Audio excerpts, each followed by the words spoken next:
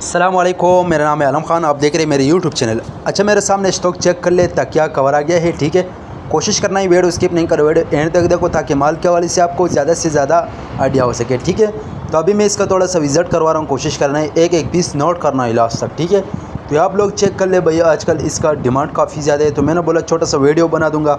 अच्छा, रेट का तो मैं बात करूँ, रेट इंतहाई मुनासिब है। ठीक है, ये चेक कर ले, इस टाइप का माल है भाई। रेट सिर्फ और सिर्फ 20 रुपये आपको पर पीस मिलेगा। कम से कम 100 पीस का ऑर्डर है। ठीक है, तो जिस भाई को भी चाहिए स्क्रीन के ऊपर मेरा नंबर मेंशन किया, व्हाट्सअप पर रब्ता कर अपना ऑर्डर आसानी से जल्द जल्द बुक करवाओ। ठीक है, अगर आप ये वीडियो यूट्यूब चैनल से देख रहे हो, यूट्यूब चैनल भी सब्सक्राइब करें। अगर फेसबुक पेज से देख रहे हैं, साथ में फेसबुक पेज भी फॉलो करो, लाइक करो, ताकि इस वीडियो आपको रोज़ मिलती रहे। ठीक है, ये चेक कर ले, इस टाइप का माल है भाई, बेहतरीन किस्म का।